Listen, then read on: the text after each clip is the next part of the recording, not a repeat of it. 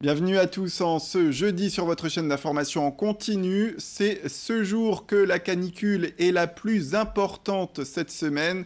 Le mercure ira jusqu'à 40 degrés à l'ombre dans les terres du Nord et du Pas-de-Calais. La vigilance doit être de tous les instants pour les personnes vulnérables notamment. Sur le littoral, 37 degrés sont prévus au plus haut de la journée. Le tout sous un ciel dégagé et un soleil de plomb. Mais rassurez-vous, toutefois, l'accalmie doit arriver ce week-end avec des températures bien en baisse, des nuages et même des averses de prévues. Retrouvez, ne l'oubliez pas, le point complet sur vos prévisions météorologiques après cette édition. Les titres, Eurotunnel a présenté hier ses résultats semestriels à Paris. Jacques Gounon parle d'un très bon premier trimestre et d'un second trimestre par contre influé par le Brexit blues selon lui. Mais le résultat en termes de chiffre d'affaires est avec une croissance de résultats de plus de 5%, ce qui permet de conclure sur des résultats satisfaisants. Le PDG de Getlink Eurotunnel n'a pas peur du Brexit en octobre, l'entreprise exploitant le tunnel sous la Manche ayant même d'ores et déjà investi pour y faire face. Autre grand point, c'est la grève du zèle des douaniers que la direction pointe du doigt. Organisée au printemps dernier, elle aura fait mal à l'entreprise avec moins 12% sur les navettes camions en avril, mai et juin. Le président directeur général de l'entreprise exploitant le tunnel sous la Manche réclame ainsi 10,6 millions d'euros à l'État. Je vous propose de l'écouter, il reste toutefois optimiste quant à l'avenir du site. Très bon résultat semestriel. On avait fait un très bon premier trimestre. Le deuxième trimestre a tenu compte d'un effet qu'on pourrait appeler Brexit blues, puisqu'il n'y a pas eu de Brexit. Mais l'un dans l'autre, malgré les quelques perturbations connues en France, on a un très bon résultat en termes de chiffre d'affaires et en termes de croissance du résultat net, plus 5%, ce qui est très très bon.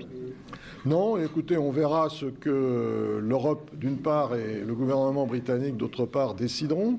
À la limite, si j'ai un souhait à formuler, c'est que le Brexit ait lieu au mois d'octobre, parce que repousser à nouveau de 6 mois, c'est nous obliger à maintenir des personnels en attente, ce qui est un peu dommage. Donc nous travaillons sur la fluidité de la frontière, nous avons les outils, nous avons mis en œuvre les outils permettant de garantir cette fluidité. Donc maintenant, je dirais, allons-y.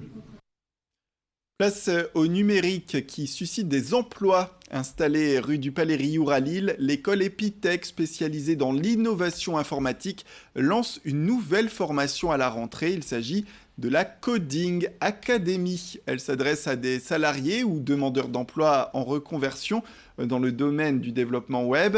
La formation dure 22 semaines et comprend une partie théorique intensive couplée à des périodes de stage. Cette nouvelle formation répondrait à un besoin dans le domaine de l'informatique avec des métiers en tension comme celui de développeur web. Cette formation a pour objectif la maîtrise du codage informatique qui permet notamment de réaliser des applications pour téléphone mobile. La méthode d'apprentissage Epitech prône une pédagogie basée avant tout sur la pratique, donc pas de cours en amphi de prévu.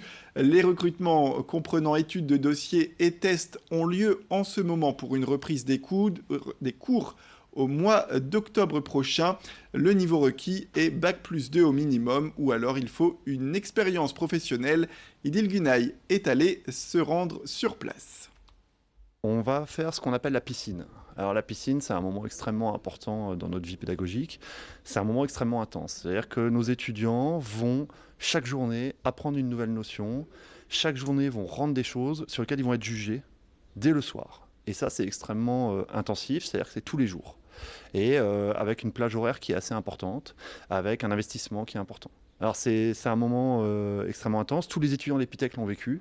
Tous les étudiants qui l'ont vécu en ont un très bon souvenir, rétrospectivement, parce que on est vraiment dedans quand ça se déroule. Et cette méthode de formation qu'on fait depuis 20 ans sur nos filières traditionnelles, c'est vraiment une méthode qui a porté ses fruits et qui permet vraiment à l'étudiant d'acquérir des compétences. Place au grand angle de la rédaction, nous sommes allés à la rencontre de Riquier Thévenin, près du Mont des Cats. Il s'est lancé comme houblonnier au printemps. La particularité, c'est qu'il veut produire pour les brasseries locales, mais surtout en bio. Lucille Berthe-Constant est allée le rencontrer.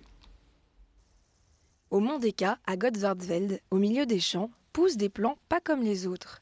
C'est une houblonnière bio. Riquier Thévenin s'est lancé dans la production de houblon au printemps 2019. Sur cet hectare prêté par le département du Nord, Riquier a commencé par 1500 plants. Des débuts de fleurs qui arrivent, et c'est de là que se formeront les cônes de houblon qu'on viendra récolter. La bière, un élément culturel historique des Flandres. Au siècle passé, ils étaient des centaines d'houblonniers. Maintenant, ils ne sont plus qu'une dizaine dans la région. Mais Riquier, lui, a décidé de produire autrement. Pour moi, devenir agriculteur, c'était devenir agriculteur bio. Je ne me voyais pas cultiver autrement qu'en bio. En bio, c'est très exigeant. La plupart des produits qu'utilisent les agriculteurs, on ne peut pas nous les utiliser. On est obligé d'utiliser des produits naturels, ou en tout cas pas des produits de synthèse. C'est en lien avec les valeurs que je porte, les valeurs d'écologie, de respect de la planète. C'est du bio ou rien, et j'ai préféré faire du bio. Le but, approvisionner les brasseurs locaux intéressés par le terroir et la culture locale. Car même si la région du Nord est la deuxième productrice en France après l'Alsace, les brasseries locales sont parfois obligées d'importer du houblon d'ailleurs. Pour contrer cela, le jeune houblonnier est déterminé. C'est vrai que le houblon, c'est une culture difficile, ça demande beaucoup de travail. Il y a beaucoup de risques, c'est vrai, comme avec les maladies, etc. Donc c'est une culture qui est risquée, mais pour en vivre, il faut aussi que je me développe un peu. L'idée, c'est d'avoir 2 hectares pour essayer d'en vivre et de fournir du houblon bio aux brasseries locales tant que c'est possible. Mais avant ce second hectare, le houblonnier fera visiter son champ aux collégiens tout au long de la prochaine année scolaire. L'occasion peut-être de susciter des vocations.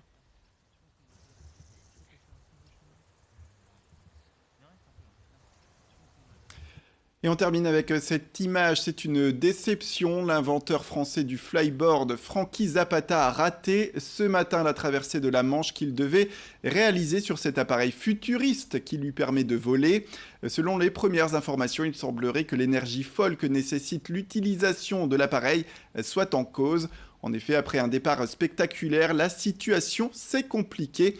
Après 18 km sur les 36 qui l'attendaient, Frankie Zapata devait ravitailler son flyboard sur une plateforme. Celle-ci aurait tangué et aurait tapé son engin qui serait alors tombé à l'eau. Voilà, c'est la fin de cette édition. Merci à toutes et à tous de nous avoir suivis. Restez avec nous, l'information continue.